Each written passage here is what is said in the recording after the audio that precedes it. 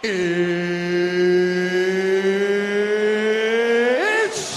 time! Hello guys, welcome to Castle's MMA Breakdown. My name is Sean. I'm going to try and cover as much as possible for UFC 300, possibly the biggest fight card of all time.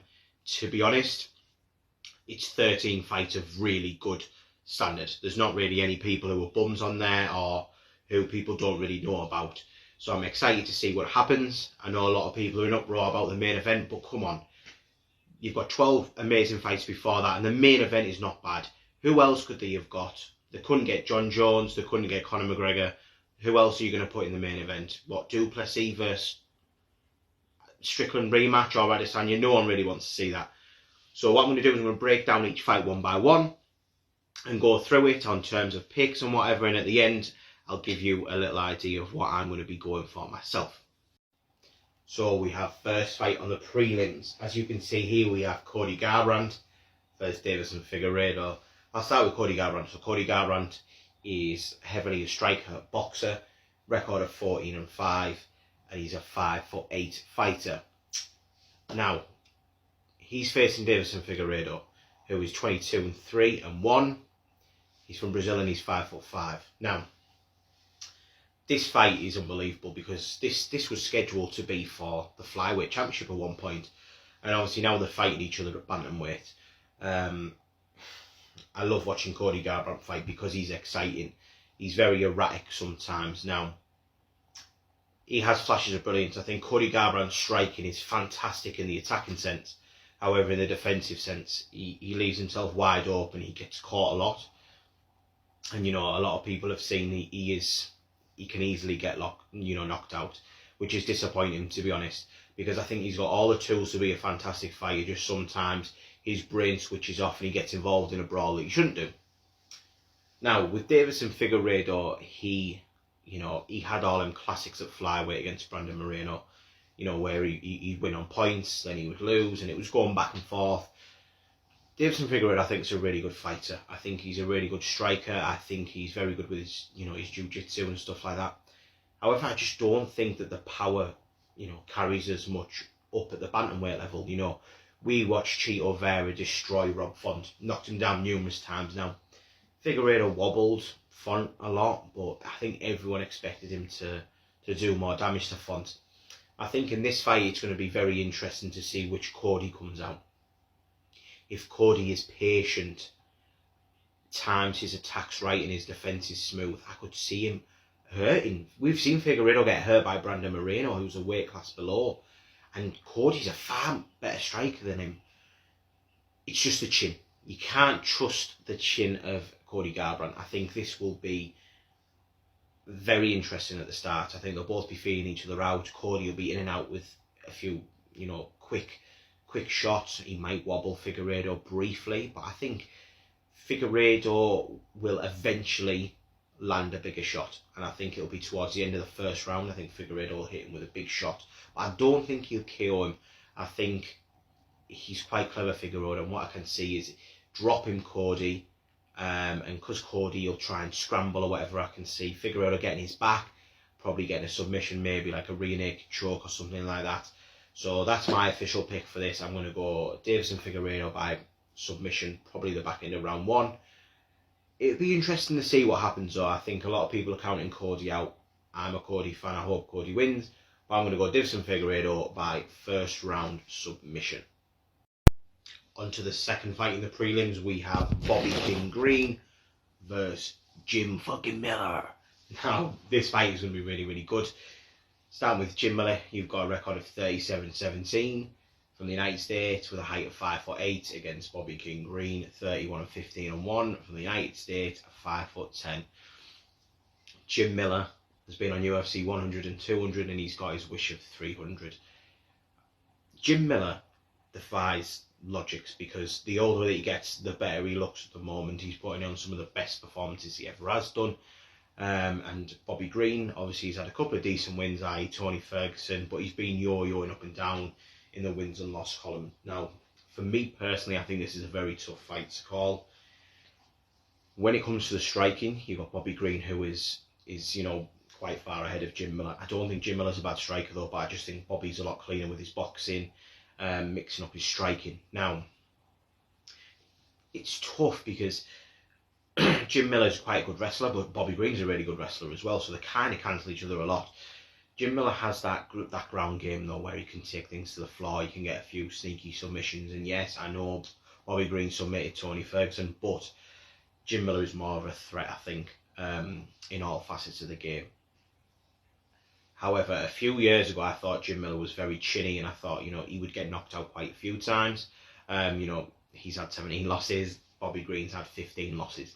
So one of the things I think that'll happen in this fight is it's not going to go the distance. I think both of them will love the occasion. I think with it being UFC 300, they'll both be fired up. Jim Miller, I could see this being his last fight, if I'm honest. I think if he loses heavily here, I think he will call it a day. No better way to bow out of doing UFC 100, 200, 300, and then calling it a day. So what I think is going to happen here is I think it'll be very cagey in the first round. Bobby Green will establish his boxing, and what I think is he might catch Jim Miller with a big shot and possibly end the fight in around the second round.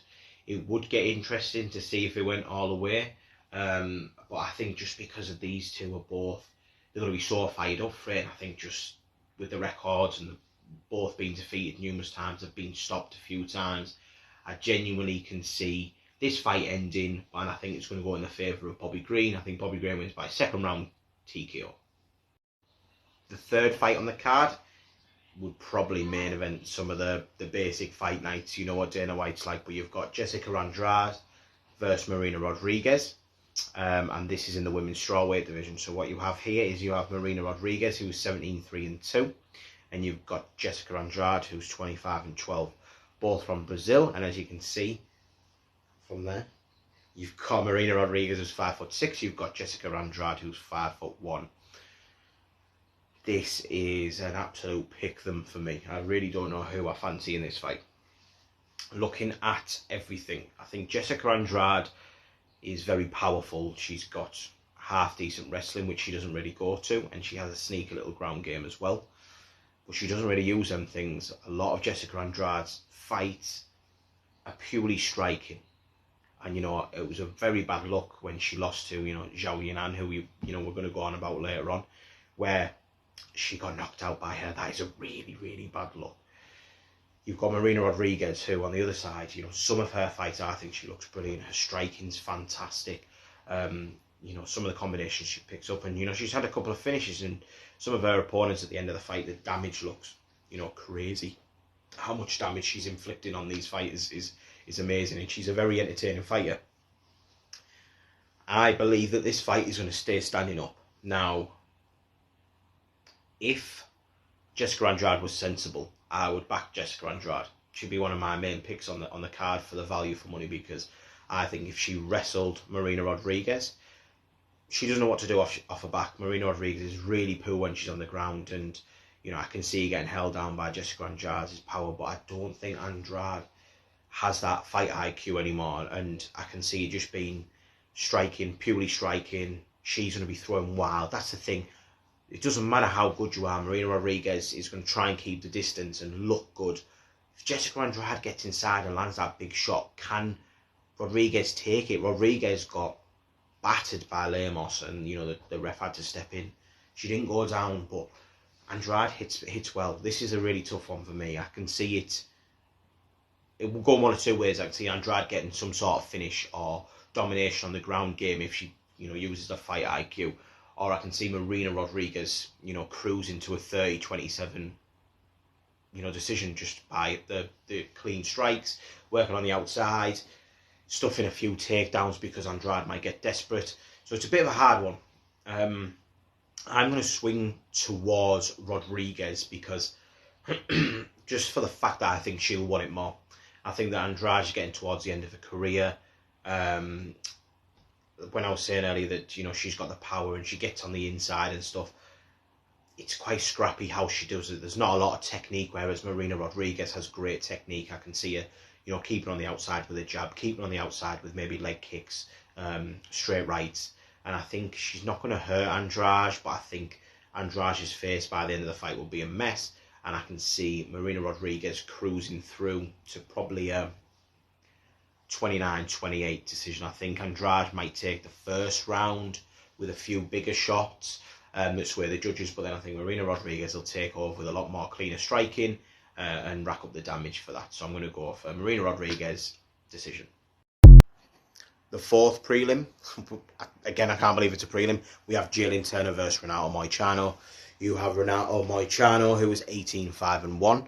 You have Jalen the Tarantula Spider, who is 14-7. Now, you know this, guys. Jalen Turner is huge. He is a huge lightweight. He's 6'3" in the lightweight division, which you'll never see. You have Renato Moicano, who's 5'11". He's tall for the division, but you know there's going to be a massive size difference in that octagon. Basically, Renato Moicano, he's became one of the most entertaining fighters with the stuff that he says, and what he does in the cage, he's quite entertaining as well. He's recently just beat Drew Dober, which is a tricky test, and I think a lot of people back Drew Dober to knock him out. Moicano has shown that he's got heart. You know, he took the Dos Anjos fight on late notice, put in a very good performance. He should have probably got stopped, but he showed heart. He has a very good ground game as well. His striking is average though, and I think in this fight that's going to be hard for him. Jalen Turner, his record's 14-7, but I just think that it shouldn't be that at all. You know, he looked really good against Gamrot, who was a heavy wrestler, who I think is a better wrestler than what Moicano is. You know, one of his losses was against Vincenzo Luque, when Luque was an animal and Jalen Turner took the fight on late notice. Jalen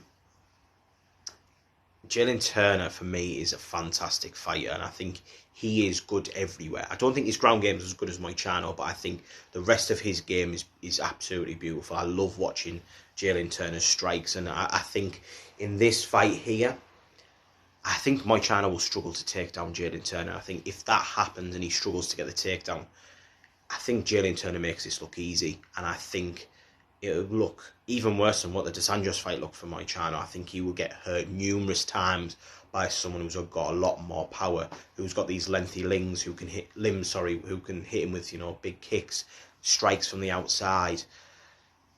I think this is going to look easy for Jalen Turner. I think this is a big step for him. I think he's going to destroy Renato Moicano. I think he hurts him bad, like he did to Bobby Green.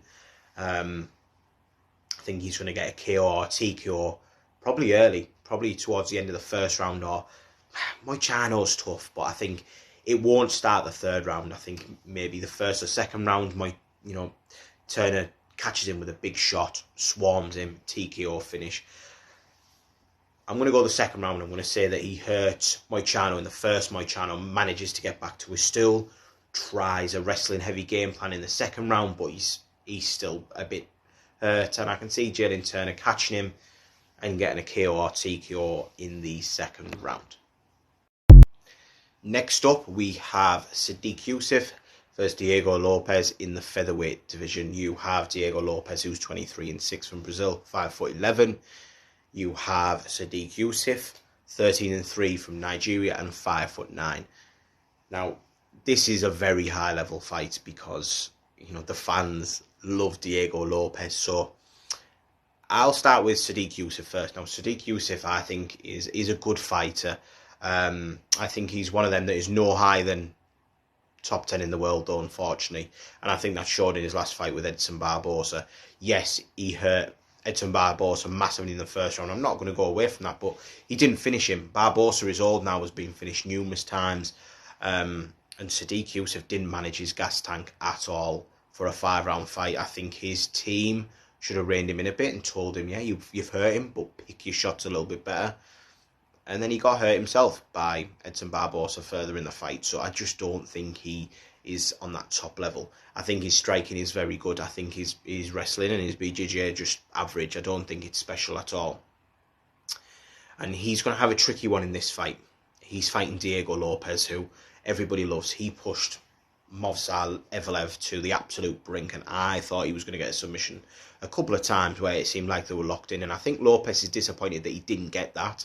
And I think due to that fight, a lot of people don't rate Evloev as high as he is. But I just think it's Diego Lopez is massively underrated. Since then, he's been on a tear. He's getting wins, he's getting finishes, and the crowd, fans love him. I think it must be that haircut, by the way. I think I could pull that off. But Diego Lopez is brilliant everywhere. I think, his striking is really good. But it's the rest that is crazy. The wrestling, the BJJ is next level. And I mean, if this fight touches the ground, Yusuf gets submitted. Easily. I've seen Yusuf get hurt before. And what I think is Lopez could hurt him on the feet and then get a submission straight away. This is the thing with Lopez. If Lopez hurts Sadiq once, it's over, because he'll get him to the floor and he'll submit him with anything. That's the thing. No one can predict what Diego Lopez is going to do. Is he going to do a rear naked choke? Is he going to do a guillotine? Is he going to do, some sort of flying thing, armbar, whatever? Sadiq Yusuf, if he has any chance to win this fight, he has to watch his P's and Q's, basically. He needs to keep the range. He needs to make sure that his striking is elite level. And I don't think it is. If he makes one mistake, Lopez slips and takes him down, the fight's gone. It's over. End of. I don't think that Sadiq Yusuf is actually that good, unfortunately. And what I can see here is Lopez is going to put on a clinic straight away. I think he might hurt Yusuf on the feet, because I think Yusuf is going to be cautious after his last fight.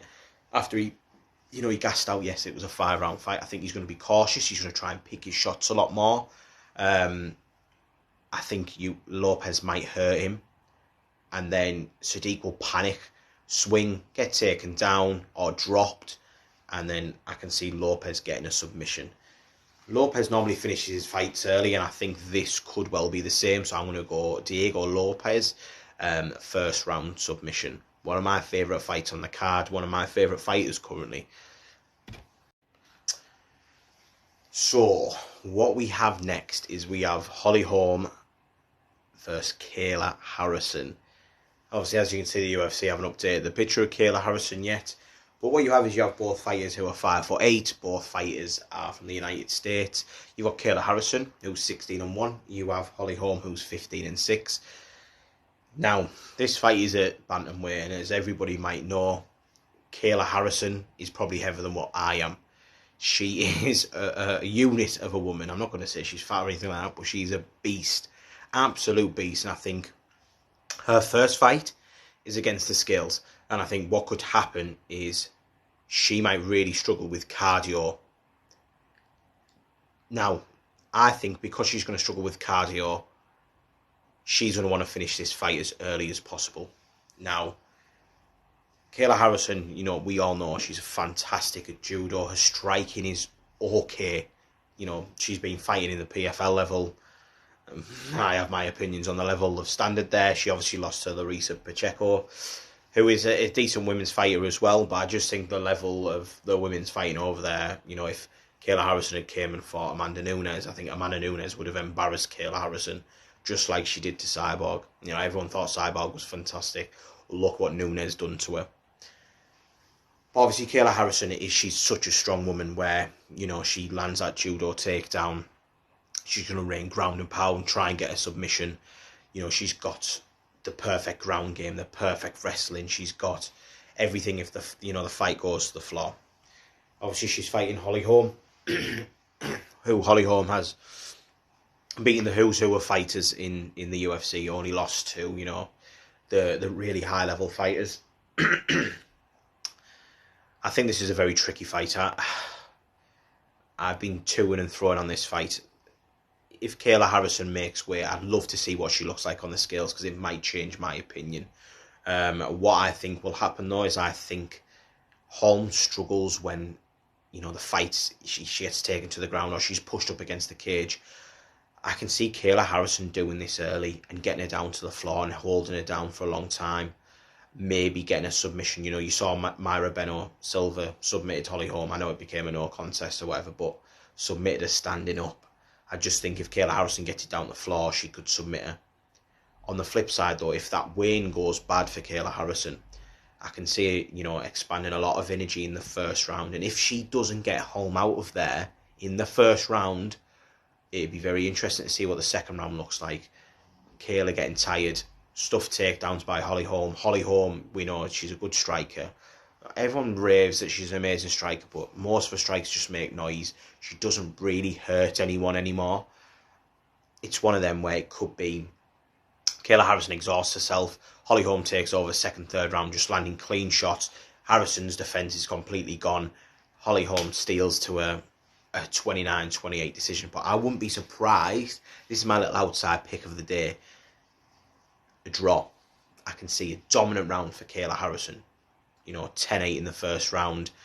Getting tired. Holly winning the last 2 rounds. I could see something like that happening. However, I think Kayla Harrison is probably just still within her prime and Holly isn't. I think Holly's going to get taken down by Kayla Harrison quite easy. I can see Kayla Harrison trapping maybe one of the arms and getting a ground and pound finish just because Holly can't escape it. Or maybe Holly makes a mistake and gets caught in a submission. I'm going to go Kayla Harrison to get the first round finish. I'll probably say ground and pound TKO for Kayla Harrison in the first round. But don't be surprised if it gets out the first round and Holly Holm starts taking over. So, unfortunately, due to a few issues I had with this video, I've had to re-record this. So I'm going to quickly go through it again. You have Aljamain Sterling, who's 23-4. You have Calvin Kattar, who's 23-7. Both based in the US. Now, what you have here is Aljamain Sterling making an appearance of featherweight. He's fought the vast majority of his career at bantamweight, but he's obviously been struggling to make weight, and you could see that on his weigh-ins. In his fights, he would look ridiculously shredded, but looked like he was starving himself to death. You've got Calvin Kattar, who's obviously a natural featherweight, who's returning from an injury. Now, I'll start with Aljamain Sterling. I don't think anyone can fault him. I know he's got his haters, but look at the man. He's got a great record. He became a champion. He won some very good fights. He beat TJ Dillashaw. Yes, Dillashaw was injured. He beat Henry Cejudo. Yes, Henry Cejudo was coming back after 3 years. His most impressive win for me was what he done to Corey Sandhagen. He took the back and he choked Corey Sandhagen unconscious within a minute, which is very, very impressive because everyone's so high on him. Now, the thing is, what Aljamain Sterling really struggles with is very good takedown defense and good strikers. And I think that's one of the things you have here. Against Sean O'Malley, Aljamain Sterling, he really struggled to get the takedown. I thought Sean O'Malley managed the distance perfectly. And it really highlighted how poor Sterling's striking is. I don't think it's on the level of anyone really in this featherweight division in the top, 15. I think he's going to come unstuck here. I can see him, maybe getting an early takedown on Calvin Kattar. And I think if Calvin Kattar can weather the wrestling and submission storm in the first round, I think Aljamain Sterling will be full of panic in the second round. And in the second round is where I can see Calvin Kattar. He's got some beautiful striking. The elbows are vicious. Just his general jab, his hooks, everything is so clean with Calvin Kattar. And what I can see happening here is him slowly breaking Aljamain Sterling. I'm going to go as far as saying that this is Aljamain Sterling's last fight. I think due to his neck issues and, he kind of give up on chasing, getting his bantamweight title back. I think he's going to get finished in brutal fashion here, probably by ground and pound in the second round. And I think it'll be the last fight that happens with Aljamain Sterling. Onto the last fight of the prelims we have, which is crazy to say because this fight should be on every main card. It could probably have headlined, a big show if Prochazka was still champion. But you have Yuri Prochazka versus Alexander Rakic. You have Rakic, who's 14-3 from Austria, 6'4". You have Yuri Prochazka from the Czech Republic, who is 6'3". Now, both these fighters are very similar in height and range and stuff like that. There's not much difference in between them. And both of them are, predominantly strikers. Rakic does have a little bit of a wrestling game, but not as extreme as other people in that division. And we've seen Prochazka, he has a bit of a ground game as well. Obviously, submitted Glover Teixeira. Not many people can say that. This fight is going to be Rakic, who is very low volume. He doesn't strike very often.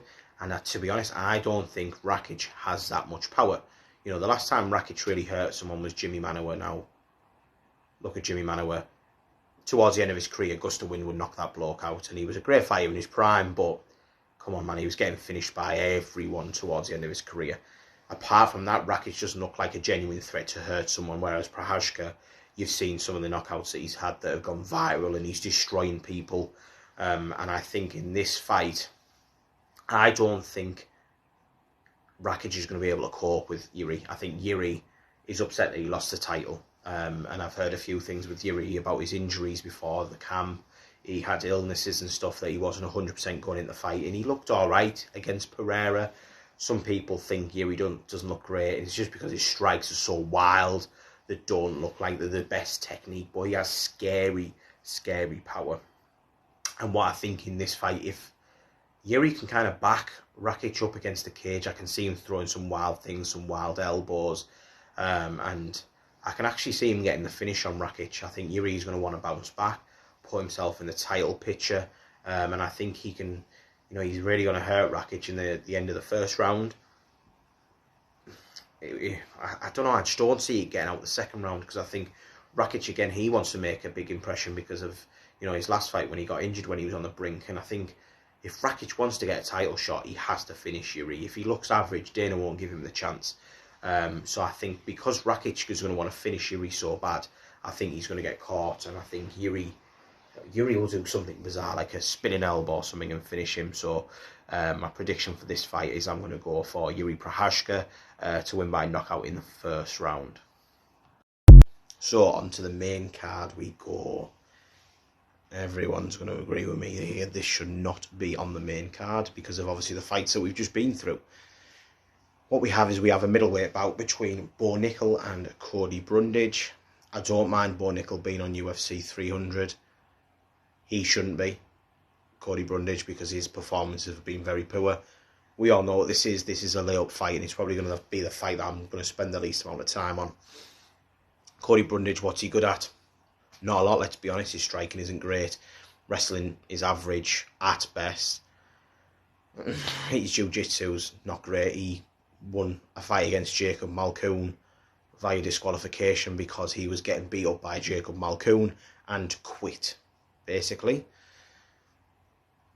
You have Bo Nickal, who is obviously undefeated 5-0. Now, Bo Nickal, you've seen glimpses of him. You know how his wrestling is. You know how good that is. You know his striking is all right. We've only seen 5 fights. He's a very small sample size, and obviously he hasn't fought anyone great.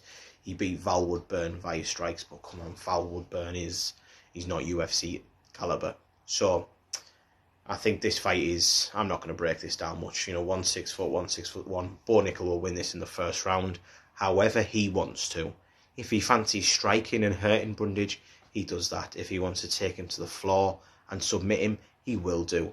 It's one of them that Bo Nickal, he has his chance to shine. UFC 300 first fight. It wouldn't surprise me if Bo Nickal wins in less than 60 seconds. So Bo Nickal, first round finish, however he wants to. I'm not going to touch much on this fight if I'm on.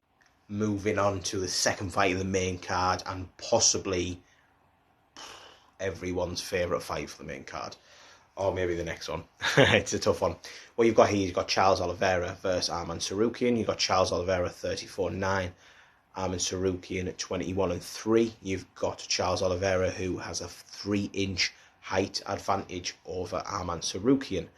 I'll start with Arman Tsarukyan. Impressed is not the word. His only UFC losses against Mateus Gamrot, which was controversial. A few people thought that Tsarukyan won. And Islam Makhachev, where Tsarukyan, I believe, was only 22 years old when he faced Islam. So obviously you've seen a lot of improvements. You have Charles Oliveira, who is, for a long amount of time, he was known as a quitter. He would give up.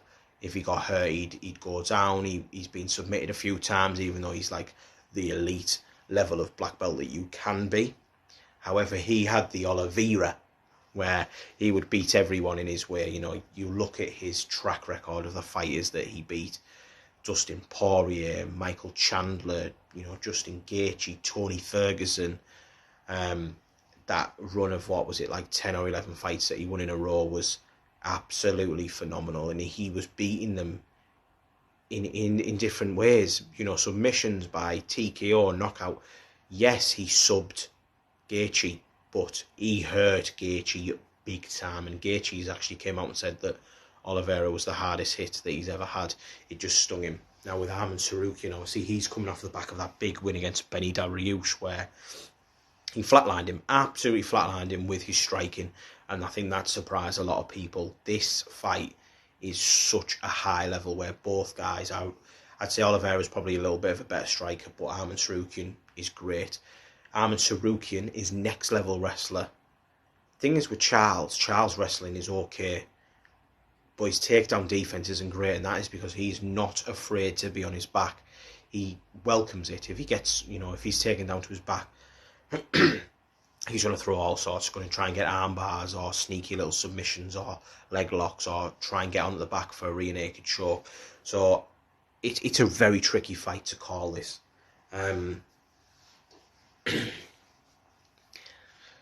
I think everyone is a fan of Charles Oliveira, but I think in this fight, I think this is going to be Arman Tsarukyan's time to shine. I think Arman Tsarukyan, with this fight, is going to secure a title shot, because I can see the first round being both guys are going to test out the striking, to be honest. I think Tsarukyan is quite proud, and I think he's going to want to show that he can hang with Oliveira. But then I think he's going to get worried. I think he might get caught by something by Oliveira that doesn't drop him or anything like that, but maybe causes some concern with him, and I think that'll make him turn to his wrestling. Now, I think Tsarukyan's wrestling is good enough to stay out of trouble. So what I can see happening is, maybe towards the end of the first round, securing the takedown, holding Oliveira down. Second will be very similar, where he'll get the takedown. Oliveira will, try some crazy submission. I think the fans won't appreciate this fight. It's going to be so high level, but I think the fans will be upset the fact that Tsarukyan will get the takedown and probably hold him down for a lot of the fight. To be honest, I can see Tsarukyan getting 8 to 9 minutes worth of control time across the 15. And I know I've been picking a lot of finishes, and I think that's what people want. It's a big card. They want to be, make a big impression. But I think in this fight, it's going to be Tsarukyan's time. I think Tsarukyan will possibly cruise to a 30-27 decision. And just look really good doing it and really dominant. And I love Charles Oliveira, but I just think because he's so open to getting taken down, I think Tsarukyan's going to be able to mind his P's and Q's with his brilliant fight IQ, and I can see Tsarukyan winning this fight by decision. For the third fight on the main card, this is probably a fan's wet dream. You have Justin Gaethje 26-4 versus Max Holloway, who's 25-7 for the UFC baddest motherfucker title belt in a 5-round fight. Both men have been 5 rounds numerous times. Both men have competed for the titles. Obviously, Holloway has been featherweight champion. You've had Justin Gaethje, who's been interim lightweight champion as well, and obviously challenged Charles Oliveira for the world title, which he unfortunately lost in. Now, this fight is... it's what the fans want, isn't it? What all the fans want is a strike up. People striking, very little wrestling, very little jiu-jitsu. People boo when they go to the ground. This fight is not going to the ground at all. You've got Max Holloway, who's been used to fighting a featherweight. And Max Holloway's beaten everyone in that division. Do you know what I mean? He's beaten absolutely everyone. The only man that caused him problems in the last 5, 6, 7 years has been Alexander Volkanovski, and obviously he lost to Dustin Poirier. Now, the main thing with that Dustin Poirier loss is obviously that was a lightweight fight for the lightweight interim title. Now, in that fight, Max looked severely undersized against Dustin Poirier. And, Dustin Poirier is a big lightweight. Dustin Poirier could comfortably fight at welterweight for me. He made Holloway look small in there. And, things like that really concern me. He's facing Justin Gaethje, who is a natural lightweight. He's not as big as Dustin Poirier, but he's got a lot of power, Justin Gaethje. I think his striking is phenomenal. It's very crisp. Working under Trevor Whitman, his boxing's got even better than it was. Max Holloway, when he faced Alexander Volkanovski, in the 2 times that he lost, he struggled with the leg kicks of Volkanovski. What does Justin Gaethje do good? He does severe damage with the leg kicks. Now, people always think, when is Max Holloway's chin gonna go? I'm warning you guys, this could be the fight. I'm torn. My pick is going to be Justin Gaethje. What I think is going to happen is it might be very similar to when he fought Tony Ferguson. That's not an insult to Max Holloway. I think Max Holloway is a lot better than Tony Ferguson. I think Max Holloway is a fantastic fighter. But I can see that Gaethje's leg kicks will leave Max having to switch stance. And he'll be fighting southpaw, and I think that is when he's going to struggle, and Gaethje's going to catch him more and more times. I think it's going to be a hard watch. I think Gaethje's going to catch Max with some really, really huge shots, and I can see Justin Gaethje going back to the corner going, why is this guy not gone down yet? Trevor Whitman will just be saying, just keep going, just take a little bit off it, catch him. And I think you'll see Max, his legs will be so badly damaged in the 4th, 5th round. It's going to be a very hard watch where, it's one of them where it could be like a standing referee steps in because he's taking that much punishment. But I trust Max to take it to the final bell. I think the fans will love this. I think the first round or two will be interesting, and it'll be interesting to see what Max looks now. He's had a full camp going up and waiting if he's put the size on, and if he can carry any power up, because that's the thing. In featherweight, Max wasn't really hurting anyone. He knocked out the Zombie, but come on, probably I could have knocked out the Zombie in his last fight. I'm just joking. I love Max Holloway. I love Justin Gaethje, but I think Justin Gaethje's probably going to win this via decision. I think Max will see the final bell, but he'll be in a really, really bad way. Both legs beaten up, face a mess, and Justin Gaethje's going to take probably a unanimous decision. I think he'll probably win 49-46 quite comfortably.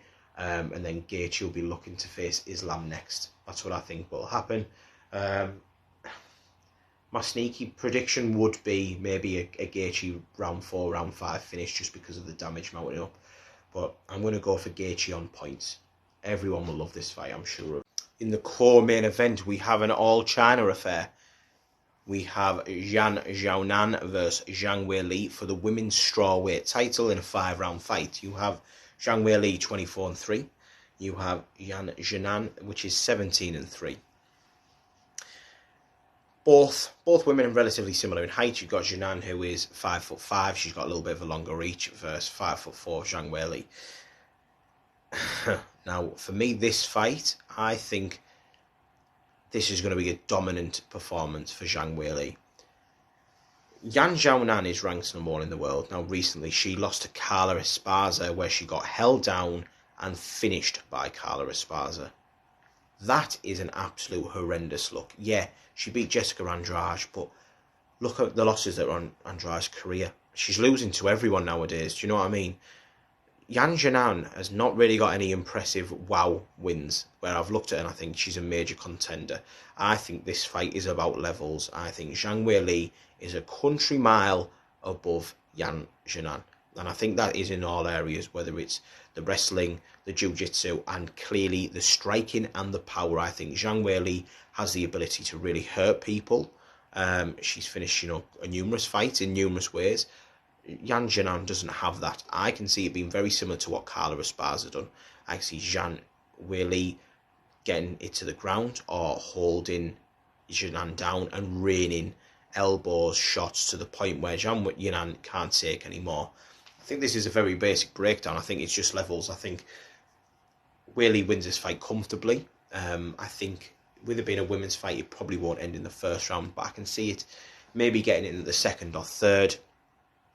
Zhang Xiaonan will take a lot of punishment, and then eventually the ref will step in and Zhang Weili will get, I'm going to go 3rd round TKO, probably about ground and pound strikes. Zhang Weili will retain the title. Finally, we've come to the main event, which is Alex Peireira versus Jamal Hill for the light heavyweight title. 5-round match. You have Jamal Hill, 12-1 from the US, 6'4", versus Alex Peireira, 6'4", from Brazil, 9'2". Now, this fight is going to be purely striking. And I think, again, the fans will love that because the last couple of fights have just been purely striking. Now, this fight is going to be interesting. I think Alex Peireira is technically the better striker because of his pedigree in kickboxing. He's won numerous world titles in kickboxing. He's won numerous titles in the UFC now. And you've got Jamal Hill, who his striking is very good as well. I think he's got very strong kicks, and he can mix it up a little bit. This fight is a tricky one to predict because I think a lot of people want to be on the Alex Peireira side, but I'm not going to be. When I watch Alex Peireira, I think, yes, he's a very good striker, but he lacks a lot of other things in the game. I don't think his wrestling is good. His defence on the cage isn't good. And I tell you what, I think his striking defence for being a high-level kickboxer is poor. I think he's got away with a lot of things because of his pure raw power, but I think his striking defence is poor. You know, look at the fights. He's throwing shots with his guard down constantly. He showed in the Adesanya fight what can happen. I think something is going to happen here. I think Hill will weather the first round storm. In the second and third round, I can still see Hill taking over the fight. Hill could mix up his wrestling if he wanted to. I know a lot of people say he won't do that, and Hill's been saying that he hasn't, but it's for the world title. You know, you do things that you need to do to win. The only time that Hill's really been tested on the mat is against Paul Craig. We know that Paul Craig, with the skill of his jiu-jitsu, can finish anyone at any time with his jiu-jitsu. So we know, you know, and Kyle Ive has lost to Paul Craig. So it's now to be, you know, upset about for Jamal Hill. Now, Jamal Hill, when he fought Glover Teixeira, it was a lot closer than I thought it was going to be, but he really took over that fight towards the last couple of rounds, started hitting him clean. And what I can see here is that happening again. I know Peireira is younger, but I don't think Peireira has the greatest gas tank. Because normally he doesn't throw that many strikes. He's not like a proper, you know, throwing loads of shots per minute. He's just clean, hard shots. I think Jamal Hill will swarm him, will overpower him, and take over the fight in the second and third round, if I'm honest with you. And what I can see is if Peireira starts teeing off against him, Pereira's guard drops massively. Look at when he got knocked out by Adesanya. Adesanya has TKO'd people. He's not really knocked people clean out. He knocked, Peireira into next year. I think Jamal Hill will catch Peireira because of Pereira's loose striking defence. And I think he'll get wobbled. And I think Jamal Hill will really hurt him. And I think Jamal Hill will win by finish towards the end of the second round, possibly third round. But I'm going to go for Jamal Hill late second round finish. Now, thank you everyone for watching. Like I said at the start, Castle's MMA Breakdown, give it a follow, tell your friends. You know, if anyone who just wants to watch or discuss about UFC can message me anytime. You can follow me on my Instagram, which is just my personal life, but you can always drop me a message, chat about UFC. If you haven't, you know, if you're watching it for the fun of it, that's great. If you're going to have a little bet, then hopefully my tips help. You know, I don't recommend doing that, but if I was going to recommend anything, I think there's a lot of violence to target here, where I'd target a few fights not to go the distance. It covers your back because then you're not back in just one fight. You just need the fight to end. So best of luck. Everyone enjoy UFC 300 because I will. And take care, and I'll speak to you soon.